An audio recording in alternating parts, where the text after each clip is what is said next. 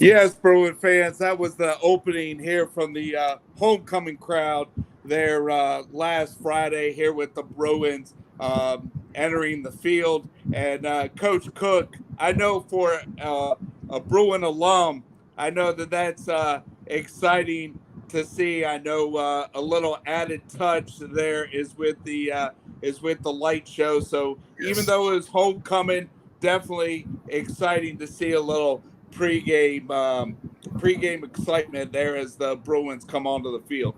Absolutely. That's home field advantage for you. It was awesome to see a lot of alum come out, and not only that, but our fans in our community. Our kids were very excited about last week.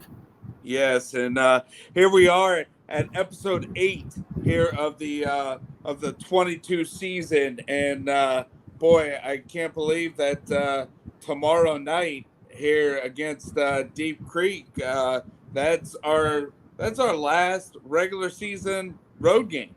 Absolutely.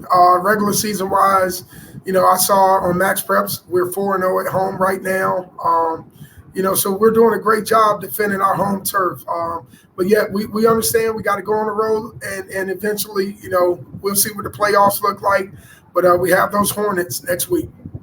Yes, and I'd like to, review kind of the homecoming. We did have Hickory there on the schedule, and nothing like not only the alums there to root for us or the former Bruin football players, but I know with a Facebook friend of ours and Coach Decker, definitely Yes. with being a Bruin football alum, a Bruin football coach, and as he was on the other side, there was still helping Hickory. Absolutely. It's always great to see Coach Decker. He's always been a big fan of me and our program and the direction we're heading. He was over there just to help out, here and there. But I think he's fully retired, if that makes sense, from coaching. But yeah, it was great to see him. And I want to say this: shout out to all the two, 72, 82, 92, '02, and 2012. So big shout out to all the alum that are celebrating the twos, whether it's a 20th year reunion, 10-year reunion, you name it. I just want to give that love to every two that we have. Yes, and I know that throughout this season we've talked about a 72, a 77, a 82, a 87, 92, so on and so on. But also there with the 35th, your senior year, Keith's senior year, there with the 25th. I Yes, mean, so definitely, I mean, what a way that this season has gone, because I remember the off season we were talking about what you were planning here for the football season, and to not only recognize the alums but recognize the Bruin football teams there in '97 and '02, yes. and here we are with 2 games left in the regular season. Absolutely. It goes fast. I tell our kids we're on borrowed time. And to me, borrowed time is, how much you appreciate what you get out of that moment, out of that year, out of that season. So, for us, it's amazing. We have 2 regular season games, as you mentioned, and a new season begins. So, at the end of the day, it takes a lot of work. Coach Charles Thomas has been phenomenal behind the scenes, him and Miss Thomas, Miss Bartow, and our administration, Miss Foster. It's a lot of people that made these things, go the way they went this past week. Big shout out to Miss Ashley Williamson. She did a great job, just with the homecoming atmosphere, along with Dr. Avery. So, at the end of the day, we want those type of homecomings. And believe it or not, since 2019, our seniors, this is their first true homecoming experience.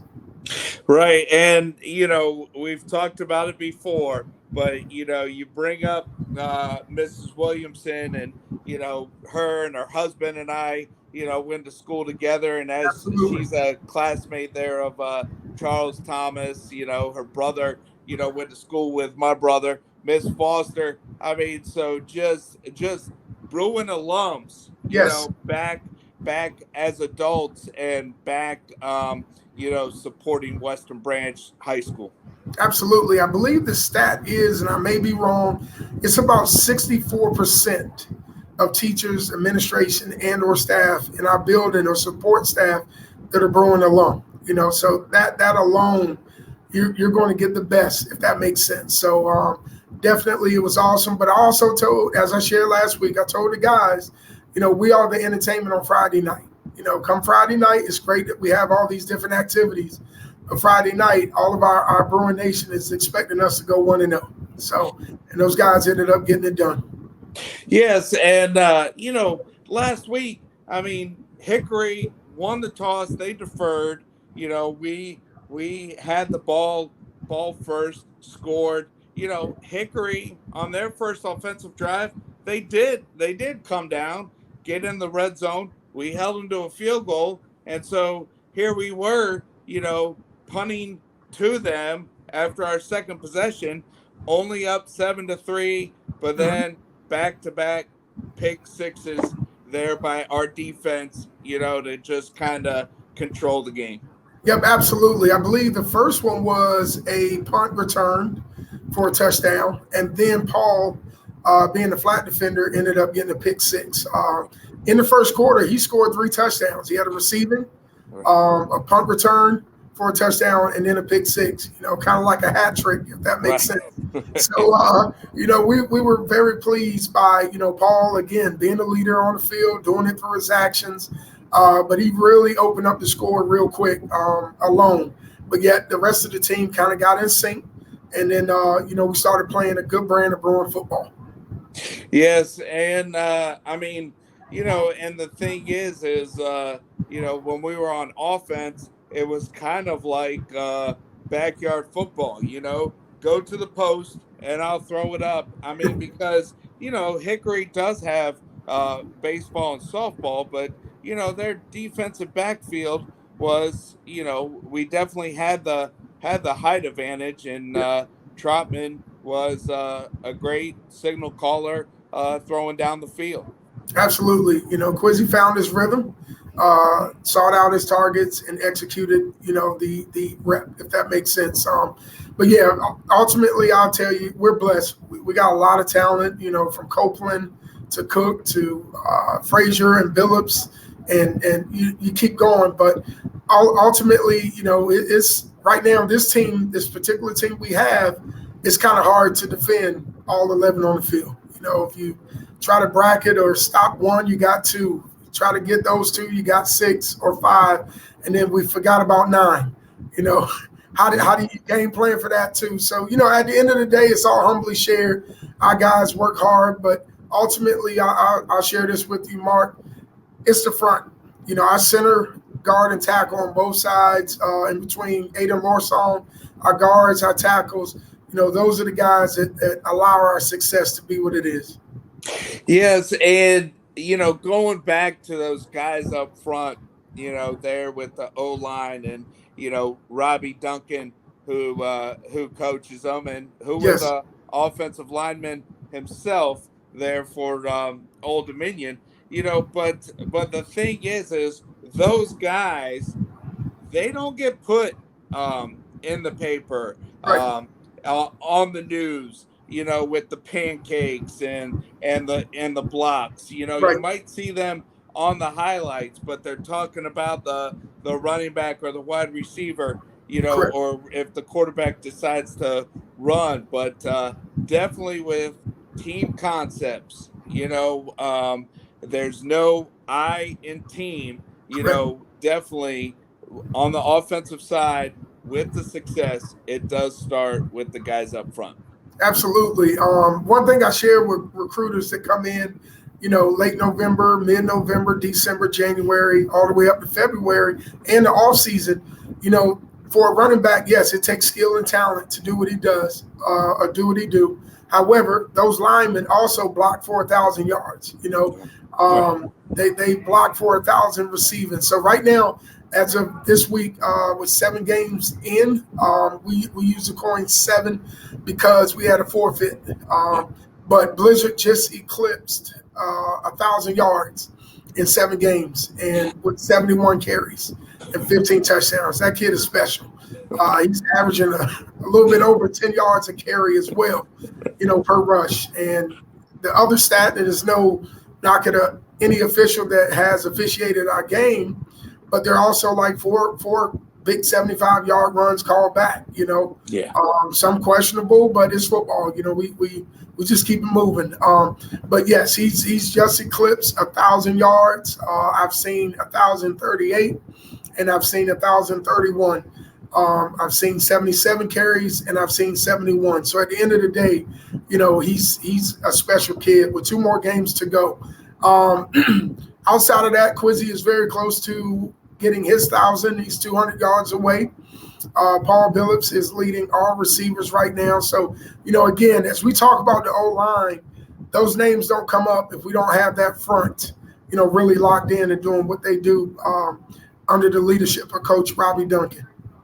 Yeah, and let's go to the other side of the ball. I mean, there with catching a glimpse of the game there with Huddle and seeing not only the pick six run for a touchdown. We did have a couple other interceptions, and definitely to the defensive line, the linebackers, and then the defensive backfield there with the coaches there with Yep. actually E squared, Eric and Eric, and then Brandon there. Yeah, Yes.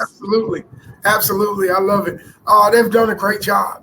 We understood we took a big punch in regards to losing personnel last year, man, but they found a way to make a way. Coach Black is really, really, big on the details and being fundamentally sound, and you're starting to see our D-line play with that sense of urgency, if that makes sense. Our linebackers are growing each week. Coach E has that bend but don't break mentality, and you're starting to see that linebacker core present that or show that mentality. And then, again, Coach Addison, being the guy he is, doesn't matter if you're the worst player or the best player, he's going to coach you up just like all the other coaches.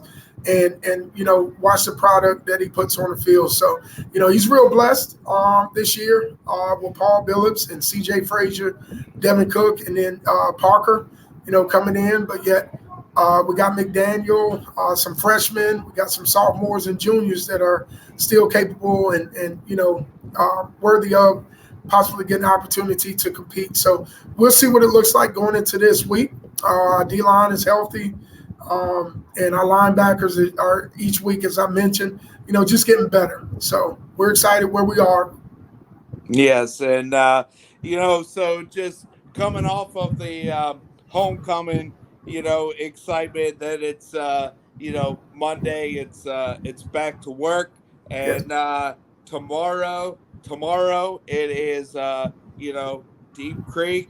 Their stadium is at the middle school, but Correct. their stadium is named after a longtime principal, Mr. Hardy. But Deep Creek Western Branch on Friday nights. Absolutely. And you know what it was in the 90s and the early 2000s, and I'm sure mid 20s. So at the end of the day, it's a backyard brawl.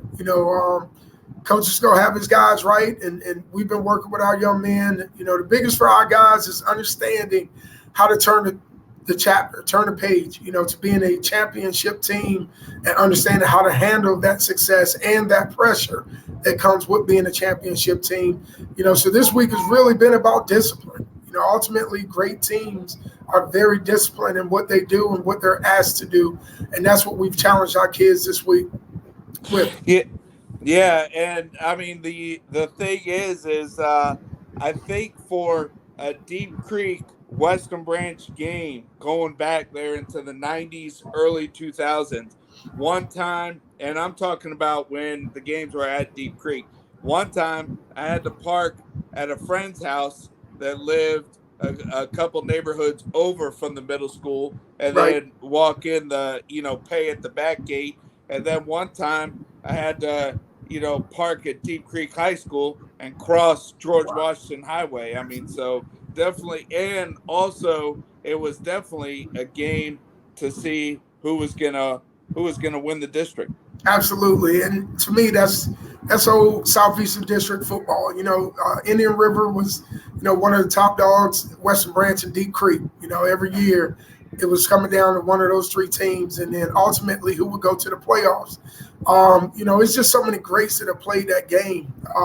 In that game, Ryan Pond, not Ryan Pond, but so many. Teray Frost, I think Ryan Pond. No, Michael Pond. Somebody. I'm mixing it up. I'm just trying to get names out. Terrence Mack, Senior, Jazz Copeland. So many greats at Deep Creek that have played that game and played in that game.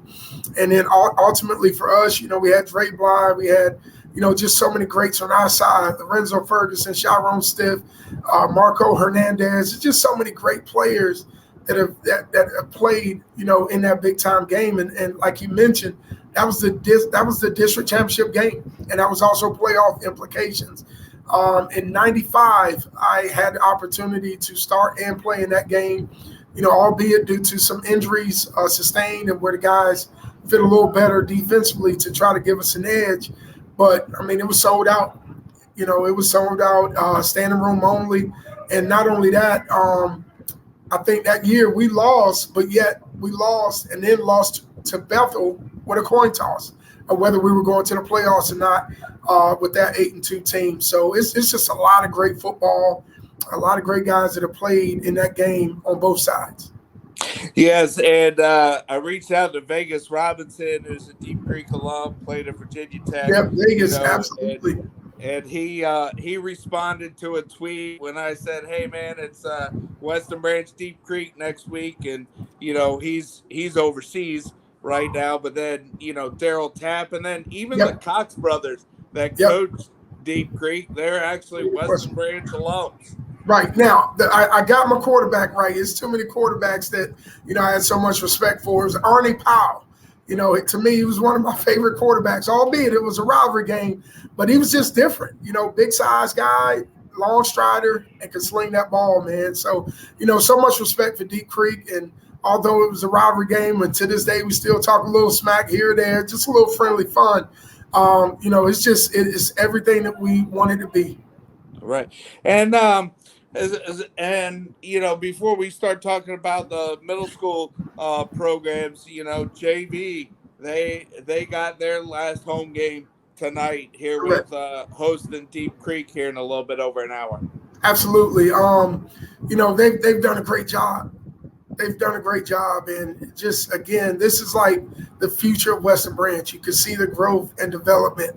And then another year or so, you're going to see the maturation of that process of these freshmen all the way up to juniors coming in and competing. So, very pleased with how they've handled it. Just like the varsity, these kids want to win. They don't expect to win. They want to win. And to me, that's two different variables. Coach Thomas has done a great job. Again, Coach E has done a great job. And the rest of our coaching staff that are also JV coaches have done a phenomenal job in their growth and development from August or late July all the way up to now. Yeah, right. Yes. And it's just been a great season here for Bruin football, and it's not over yet. And, to talk about here, the middle school, I know that Jolliffe has had a new coach, here this year, right at the start of school. But, Western Branch Middle, they're having a good season. Absolutely. Well, I've spoken to the AD at Jolliffe Middle, and this is just a rebuild year. As you mentioned, coming in only 1 or 2 days before the season start, it's a lot that goes in that process. Number one, you got to know your kids. You got to know, your type of players that you have. And then number two, it's about him putting his system in where these kids can, be successful. And generally that's that 1 year. And then next year, maybe his success will turn around. But there's plenty of talent at Jolliffe Middle School. Coach Dale Bridge is definitely, got his Bruins playing fairly well. They're still undefeated right now. And this is just his year. Last year, Jolliffe was loaded and ready to roll. And this year, Coach Dale Bridge is blessed with just as much talent, and he's in a good spot. Yes, and before we talk about the power rankings here, I'd like to, with coming off the heels of homecoming, I would like to go with the Bruin football flashback. Okay.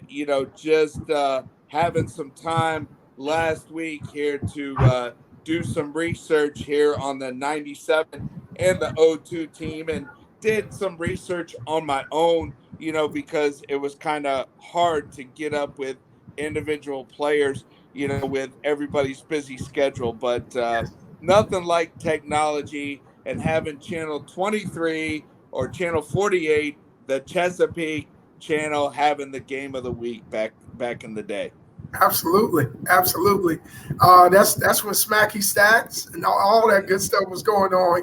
Richie Babb, everybody. So at the end of the day, that was fun. Like we played Friday nights, but we knew the following week on that Thursday there was going to be a re-air of that game that was played on Friday night. So again, that game was televised, and as Coach Jay say, it was packed. In '97, that was the opportunity that we've never had. In my 4 years there, very close in opportunities of beating Deep Creek, but that 1997 team was able to get it done on a cold, misty, or dreary day, but we got it done. What about '02? Yeah, and '02 they're with Oakton, and I know that it was great seeing Vince and other people from that team. But Yes. on Sunday night, I was at the grocery store, and a friend's son, Andy Rivenbark, who known for years, my sister Mhm. used to babysit him and his sister. He called me, and here it is Sunday night, and he's telling me how the backup quarterback for Oakton was a college roommate of his at Virginia Tech, Are and you serious? how that roommate, when he was in high school at Oakton, because they won on an upset, he was telling the starting quarterback, he's like, "Hey, don't get hurt against Western Branch, because they're definitely physical." So here it is, 20 years later, Sunday night, and somebody that we know, knew somebody from Oakton on the team, and Oakton did lose a tough one against CD Hilton there in the championship game. But, definitely just great memories 20 years Yes. later. Yes, absolutely. Can't beat it. Yeah, it's the pageantry of the game. And, it's the culture of 757 football. It's the culture of Virginia football. And, we love our football, all over the state of Virginia. But at the end of the day, that to me, '02 team was very special. They also went 10-0, which tells me they defeated Deep Creek. And there's no shot at Deep Creek at all. But from a historical standpoint, without a doubt, that was a great team. But yeah, so my flashback is, again, just for me, just being able to hoist that district championship trophy in 1997, and watching the release that Coach Shea had finally, getting to the mountaintop, being undefeated and being a district champion. Although he's had great seasons and great teams, before that point. And again, so that's my memorable moment. Doug Casper, I believe it was 82-yard kick return where he split two defenders. It's so many great plays individually or collectively in that game that really takes us back, But again, Deep Creek was a phenomenal team. Chris Crocker, a lot of NFL players played on that team that played for that program. So without a doubt, this is tomorrow's going to be, one of those memorable historical moments. Although we played Deep Creek twice, once in COVID and last year, this is my first time going back since 1996 to Deep Creek. So we're excited.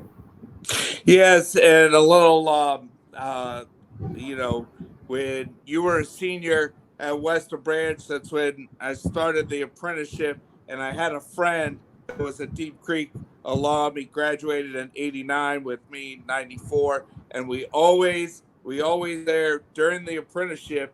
Mhm. After the 4 years are up, we were in different shops. So he went one way, I went I went my way. But Right. the 4 years that we went through the apprenticeship and we had classes together, when it was week of Western Branch Deep Creek, we bet a lunch, of whose ever school won come Monday, the loser school, and I think I went 1-3 on that friendly bet with your Yeah. senior year being the one that we won. Absolutely, absolutely. Yep, yep. But again, as I mentioned, it was quite a few close games that Right. could have went a different direction. But hats off to that program, and obviously hats off to our guys that competed throughout that time and that era as well. Yeah, and before we leave off this segment, I mean, friends of my brothers, friends of mine that played for Coach Arculin, or even had Coach Arculin as a teacher at Western Branch. I got some texts, some comments on Facebook. It was definitely nice to interview him last week and just kind of, here's another person that coached there in the 70s to the mid 80s, but Hmm. even today a big fan of Western Branch football. Absolutely, he's a great guy. And when he speaks, I listen. He's an awesome guy, got a great spirit, and is very passionate about how we're going about what we do here, and that really means a lot. Yes, and hey, Rashad, definitely appreciate your time here, and as we kind of have that mainstay here of 4:15, 4:20, Yeah, every Thursday afternoon here during football season. And before we wrap up, I'd like the last segment, and to the fans out there that maybe didn't grow up in our area, back in the day, it was single A, double A, triple A. Now, based on enrollment, it's group 1 through 6 when the postseason um, comes. And looking at our 6A region, I yeah, mean, the top 5 teams are separated, within 3 whole points. And right now, us and Franklin County, it's like 700ths of a yeah, point that yeah. separates both teams. Right, right. And and I know the only difference is who's traveling. Right. That's it. Who's on that 4 hour ride, that bus ride. But yeah, right now, just due to some things out of our control, if that makes sense, we are kind of slipping to fifth place, although that our record reflects differently. But we got 2 more games, and it's a lot of football left. We got to understand, in most cases, we're 1 game ahead of everybody else. So week 10, the traditional week 10 for us, that's our bye week. A great week to get healed up and watch the final, showdown of the finale of the regular season. And then, look for all the drama of where, who, and what will be traveling the following week. So, right now we're in a good spot. Whether we're fourth or fifth or third, we feel like we're the number 1 seed. So no matter where we are, what it looks like, we're going to compete. We're going to compete at a high level, and we'll see how it shakes out. Yes, and just a little side note, one of the teams that's above us there in 6A, Manchester, does go on the road this Friday night and plays another 6A school that is in the mix, Cosby, Yeah, so definitely. And yes, fans, that is some 804 schools that are in our region. And in reference to what Coach Cook just said with Franklin County, you go 460 West and you see a sign for Rocky Mount, and somewhere between Lynchburg and Roanoke, that's where Franklin County. And I'd like to point out that last year, they're in the playoffs. There was one of our guys, a senior last year, that didn't play offense that much and ended up catching a screen pass, getting a touchdown, and then our kicker, kicking extra points. So when postseason comes, the little things make the difference. Absolutely, absolutely. There's a quote I saw this morning from Coach Bruin from University of Maryland. It's a traditional quote. Was done in the dark will come to light. And on Friday nights, it really shows. So the preparation, all the little things, the details, like you mentioned, those things really show up on those Friday night games. Yes, and fans, I don't know if I have the time over the weekend to put together unofficial formula, but I do know that VHSL does usually come out sometime on Monday. There with the latest ranking. So stay tuned to Sports Talk with Rags Facebook page or Western Branch Football and Facebook page. Just definitely some exciting times. And back to our guys, it is definitely an exciting time to follow the Bruin football team, aka be a part of Bruin Nation. Absolutely. We love where we are. I think 8-2, not even 8-2. I don't know what I'm thinking, but last year we were talking about last year. 8-2 was all earned, and to me, years before that, 2-8 still gets you in the playoffs. So I'm a little old school. Earn it all. Don't get the little trophy. But at the end of the day, we got 1 week at a time. We got Deep Creek tomorrow. And then we got a big showdown with Oscar Smith the following Friday. But right now, we're really focused on Deep Creek tomorrow. And again, continuing to get better. It's kind of like basketball or baseball or any other sport right now. Are we starting to hit our stride? Are we starting to see the things that we've installed in August and September or throughout the season start to be executed at a high level? And to me, I would look for that every single week. Yes, and another quote, it's not how we start, it's how we finish. Absolutely. 100%. I agree with you. Hey, Coach Cook, not to look forward to next week, but fans, I can't wait till next Thursday's episode. And, it looks like that I have the opportunity to, come to practice next week and Yes. talk to the players as it's been 35 years that I started following Bruin football, but it was at my 10-year reunion. It was at my 10-year reunion that our opponent you know got the best of us.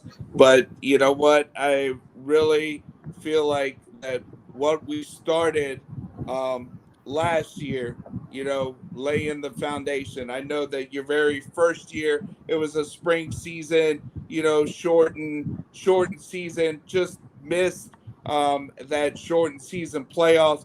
But last year, going 8-2, going to the regional championship game, and springboarding into this year, go Bruins tomorrow, and look forward here to next week. Absolutely. I appreciate it. Go Bruins. Yeah. Yes. And all right, fans. So hey, just a little reminder, Go Fan app there with the game at Deep Creek, 7 o'clock kickoff there for varsity. If you don't have any plans this evening, JV kicking off at 6 p.m. And last week a friend of mine invited me up to sit with him and his family, and I went up in the stands. But with being by myself, I didn't connect with them, and it's definitely just fun just to be on the sidelines and support that football parents concession stand there on the Yes. visitor side. Yes, absolutely. We really appreciate that support. All proceeds earned goes back into our football program for our kids. One thing I've seen different, even though we fundraise, we're trying to create something here. All of our kids get to experience through the fundraising in season, appreciations and gifts and foods and things of that nature versus fundraising and then the seniors never see it. They come back and it's like, wow. But at the end of the day, we always want this program to pay forward. And, we want our kids to have the best experience with it and throughout their 4 years here. on the field and off the field. So we do appreciate all the support from Bruin Nation, our alumni, you name it. Thank you. Yes, and hey, Coach Cook, I sorry for going over, but definitely You're a good. lot of things to talk about and get the word out. But appreciate appreciate your time and Mike Sharp here with giving us this platform. And any final words here before we call it a night? Nope, not at all. I just thank everybody.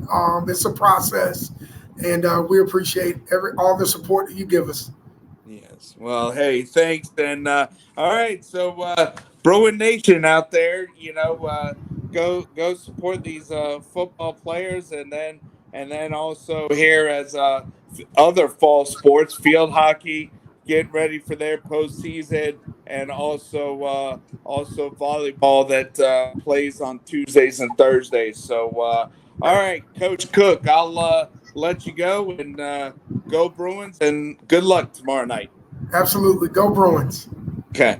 All right. So that's a wrap here for episode 8 here of Something Bruin with Coach Cook here in season 2022. Good night, Bruin fans.